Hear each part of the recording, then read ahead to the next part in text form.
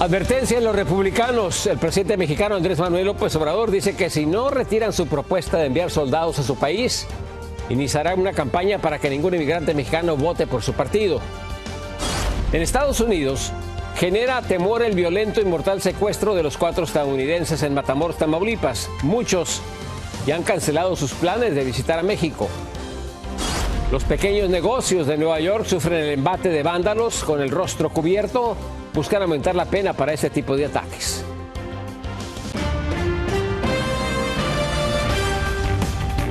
Muy buenas noches, bienvenidos a cierre de edición. Les informa José Armando Ronstadt. Empezamos en Alemania, donde por lo menos 7 personas murieron. Hay 8 heridos después de un tiroteo en una iglesia de los Testigos de Jehová.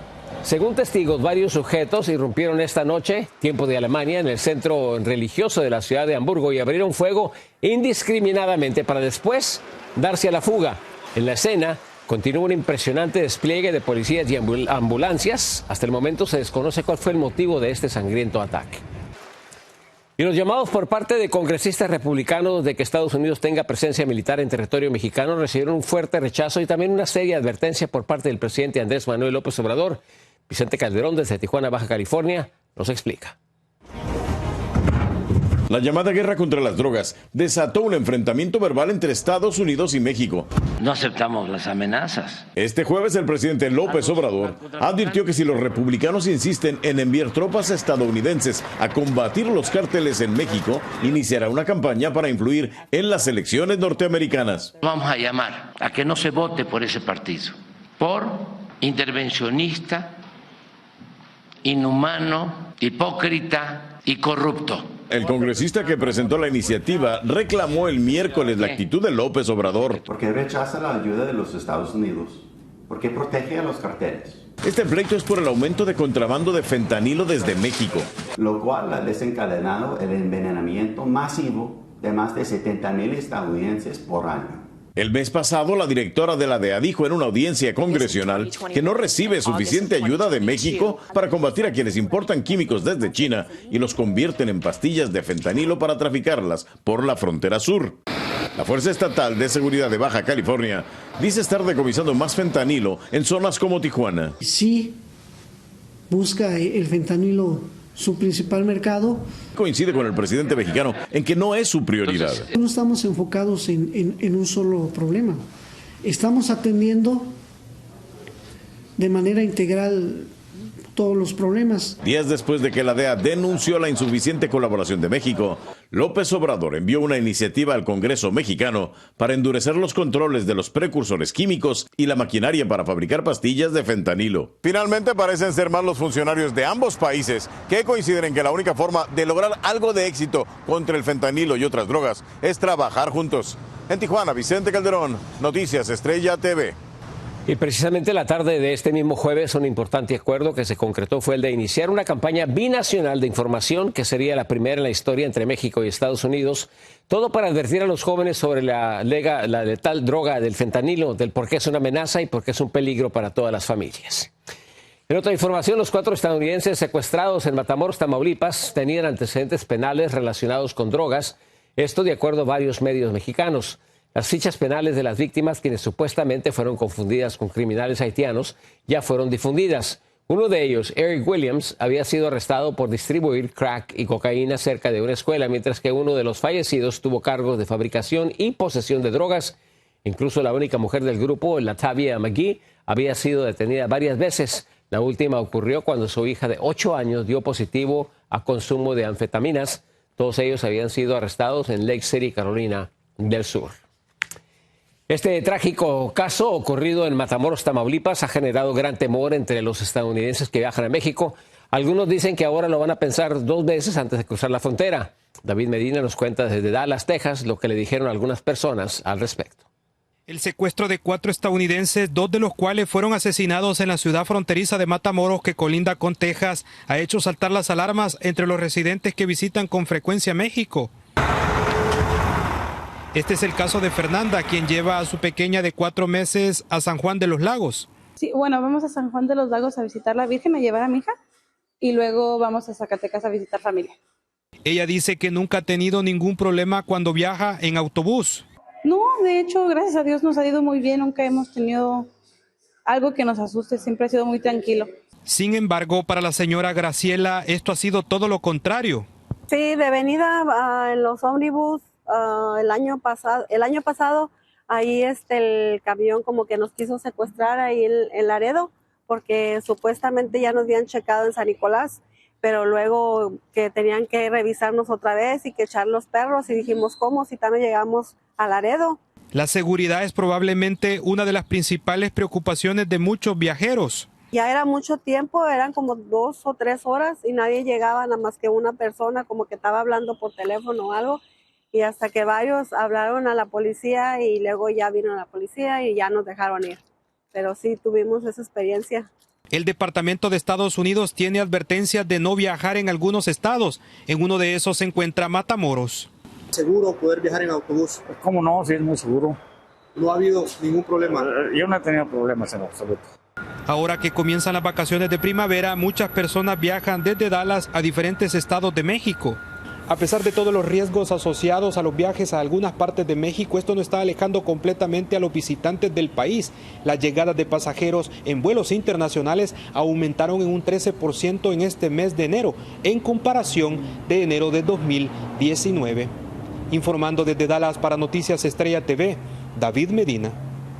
En medio de un Congreso bastante dividido, este jueves el presidente Joe Biden presentó su ambicioso presupuesto federal para el año fiscal 2024, el cual es de más de $6 billones. El controversial plan busca que los más ricos del país paguen una parte justa de impuestos. Dayanis López está aquí con toda la información. Muy buenas noches, Dayanis. José, muy buenas noches. Y con su nuevo plan de aumentar los impuestos para los multimillonarios, el presidente busca destinar más dinero a programas sociales y de seguridad. Sin embargo, esta propuesta ya está siendo rechazada por senadores republicanos. The middle class does well, the poor have a way up, and the wealthy still do very well. Desde Pensilvania, estado clave para las elecciones presidenciales del 2024, el mandatario Biden reveló su plan federal para el gasto público, el cual busca imponer un nuevo impuesto a multimillonarios para pagar al menos 25% de todos sus ingresos, incluidos activos apreciados en impuestos. Bueno, los multimillonarios son los que han financiado mayormente la campaña de Trump en su momento, las que siguen financiando las campañas de los republicanos y en alguna medida también los demócratas, no es solo los republicanos. Y ellos son los que están demandando que las reducciones de impuestos sean permanentes. La estrategia también incluye que las personas que ganan más de $400,000 al año enfrentarían nuevamente una tasa impositiva máxima del 39.6%. Bueno, cobrarle más impuestos ahora sí que a los que generan la fuente laboral, y me refiero específicamente a los dueños de las infraestructuras, los negocios y aquellos que invierten el capital, pues obviamente que eso reduce los márgenes también al pagar más impuestos y la contratación puede verse afectada. El presidente habló de aumentar las inversiones en ciertos programas que son muy importantes para la clase media y trabajadora, para que las corporaciones paguen lo que tienen que pagar porque no están pagando prácticamente nada. Pero con estos ingresos adicionales, la administración de Biden buscaría reducir el déficit en casi $3 billones durante los próximos 10 años, además de destinar más dinero para Medicare, el seguro social, para alimentos escolares, la educación preescolar, universitaria y del cuidado de los niños, así como reducir el costo de medicamentos y más financiamiento para el ejército y la seguridad nacional, entre muchos otros programas. Acá la mayoría de la gente necesita ayuda para poder enviar a sus hijos a la universidad, que no terminen endeudados de por vida. Y el presidente invitó a los republicanos a presentar otra propuesta y abrió la puerta para un diálogo. No obstante, varios miembros de ese partido expresaron que el plan del mandatario está muerto antes de llegar a la Cámara de Representantes, donde existe una mayoría conservadora y gran oposición a la agenda presidencial. José. Muchas gracias, Deani. Buenas noches. En otra información, como es bien conocido, debemos cuidar lo que comemos. Cada vez hay más estudios que hablan de los riesgos que corremos al alimentarnos solamente con la llamada comida rápida o chatarra. Desde Miami, Anthony Belchi nos explica. Las hamburguesas, las papas fritas, los hot dogs se consumen a diario por millones de estadounidenses, pero los médicos advierten que el abuso de este tipo de comida chatarra está provocando un alarmante aumento de casos de cirrosis, muchos más que los que causa el alcohol. Tenemos un problema de alimentación que va llevando a la persona a un problema de cirrosis hepática y después de eso un posible cáncer también por la cirrosis. En Estados Unidos, el 37% de la población adulta admite alimentarse con comida rápida habitualmente. Es más de 1 de cada 3 personas. La cifra aumenta entre los hispanos. Más del 51% de los latinos consumen comida rápida al menos una vez a la semana. Hay muchas golosinas y muchos lugares para salir a comer y eso. Entonces, McDonald's, las hamburguesas son riquísimas, pero hay que evitar un poco de vez en cuando. Los médicos advierten de las graves consecuencias de la alimentación a base de comida rápida. Piden tomar conciencia de lo perjudicial que es para la salud. Volver a la cocina tradicional, en donde hay mucha más verduras, frutas y poco consumo de grasa y carbohidratos. El problema, según algunos, es que el precio de la comida chatarra es mucho más barato que los alimentos saludables y con los tiempos que corren es mucho más fácil caer en la tentación. Lo que debería haber es que no poner las cosas que son saludables más caras, porque entonces las cosas saludables son más caras y las que hacen daño son más económicas. Entonces la gente, con la economía y como está la inflación, deciden entonces comer lo barato. Por eso muchos expertos en nutrición creen que se debería reducir el precio de las frutas y las hortalizas y así incentivar su consumo, muy beneficioso para la salud. Desde Miami, Florida, Anthony Belchi, Noticias Estrella TV. La ciudad de Nueva York sufre el ataque de vándalos a pequeños negocios. Migrantes durmiendo en las calles comienzan a preocupar a los ciudadanos, temen por su salud.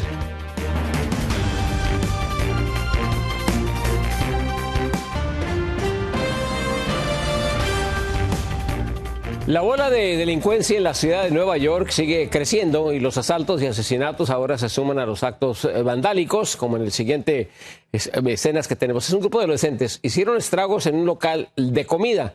Las imágenes nos presenta Ángela González desde la Gran Manzana. El crimen sigue fuera de control en Nueva York y en este video quedó captado el momento en que un grupo de jóvenes encapuchados y la mayoría con la cara cubierta destrozan sin piedad el interior de un restaurante chino ante la impotencia de los empleados. Hay que analizar de cuántos fueron los daños, puede comenzar con criminal mischief y puede aumentar los cargos, ¿verdad? Si le dieron golpe a alguien, si alguien se golpeó, puede haber un assault, un tipo de asalto. Pero estos cargos no son suficientes para parar el crimen y el gremio de restauranteros y pequeños negocios están buscando que se aumente a delito grave el ataque a empleados de restaurantes y bodegas. Es decir, que se le formulen los mismos cargos a los criminales que cuando atacan a un policía. Empleados de establecimientos comerciales trabajan con miedo. Sí, acá esto es re peligroso también, entonces no... Pero tú no estás de noche aquí ni nada. Hasta las 7 de la noche pasadas. Y temen hasta realizar denuncias. Sí, no tenemos seguridad. A veces nos roban, pero ya no decimos nada para que se vengan contra nosotros.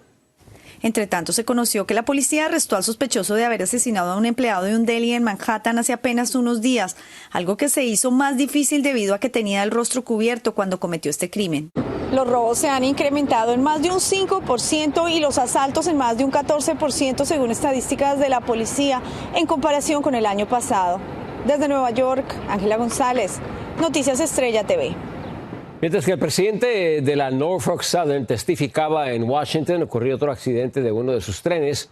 Un convoy se descarriló esta mañana en el condado de Calhoun, en Alabama. Fue el tercer incidente de un convoy de esa compañía en poco más de un mes. Ocurrió precisamente mientras el presidente de la compañía, Alan Shaw, comparecía en el Capitolio, donde se había disculpado por el desastre en East Palestine, Ohio, y prometió mejoras en todos los sentidos. Los invitamos a que se queden con Cierre Edición. Hay más noticias al regresar. La presencia de cada vez más migrantes durmiendo en las calles comienza a ser un verdadero problema. Y le vamos a presentar a dos mujeres a las que decenas de hombres se les cuadran y con respeto.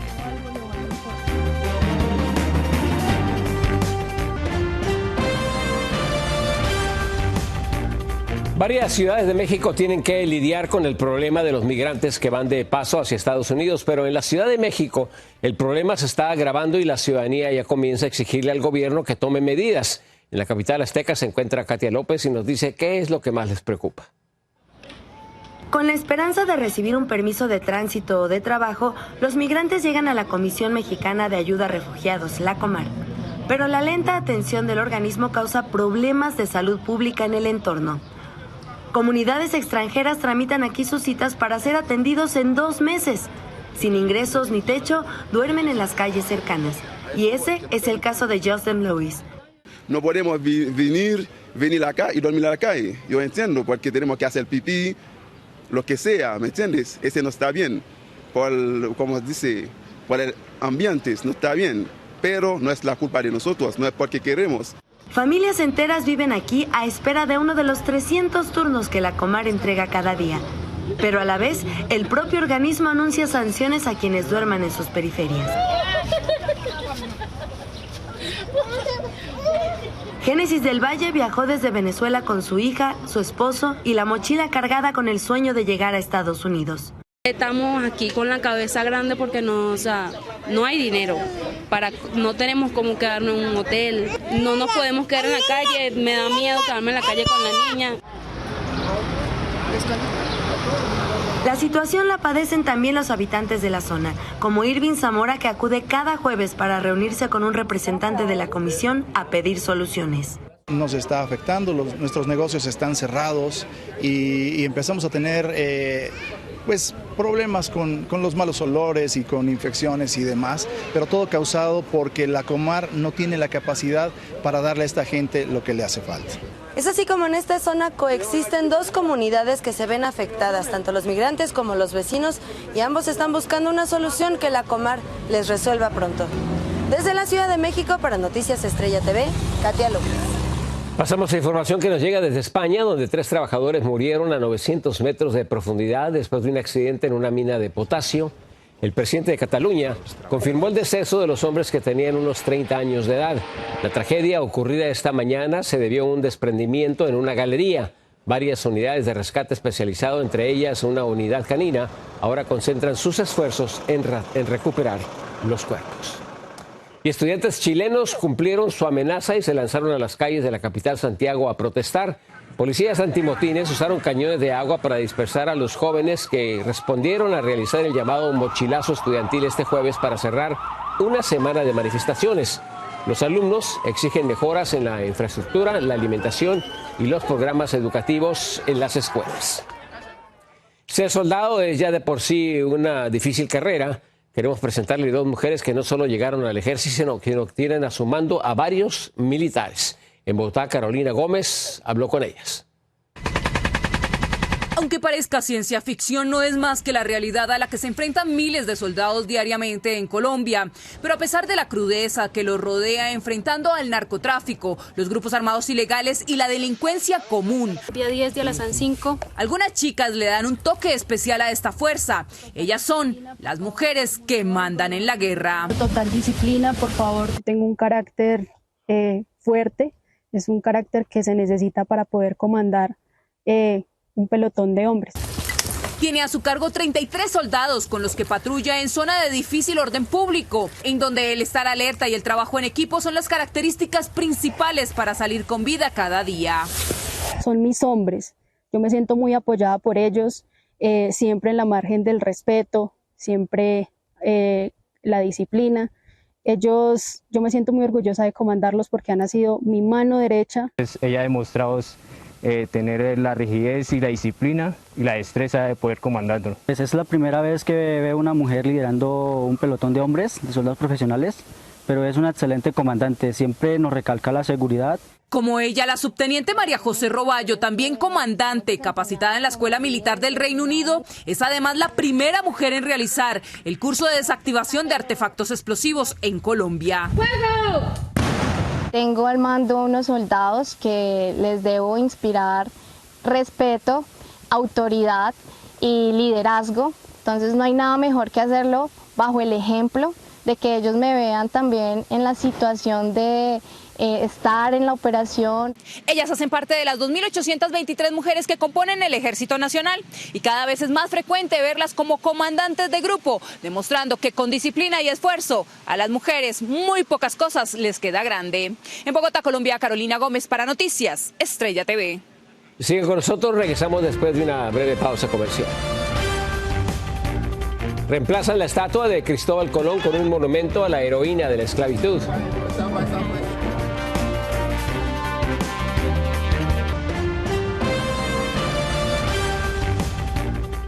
En Nueva Jersey develaron una estatua de la activista social Harriet Tubman en reemplazo de la de Cristóbal Colón. El monumento de la abolicionista estadounidense que fue esclava y escapó para liberar a cientos a la libertad fue denominado La sombra de un rostro. Fue presentado en momentos en que se redoblan los esfuerzos de una propuesta para poner su rostro en los billetes de $20 que habrán de imprimir a partir del año 2030. Muchísimas gracias por acompañarnos. En nombre de todo el equipo de Cierre Edición, los invitamos a la sintonía de este programa el día de mañana. Muy buenas noches. Yo soy José Armando Ronstadt.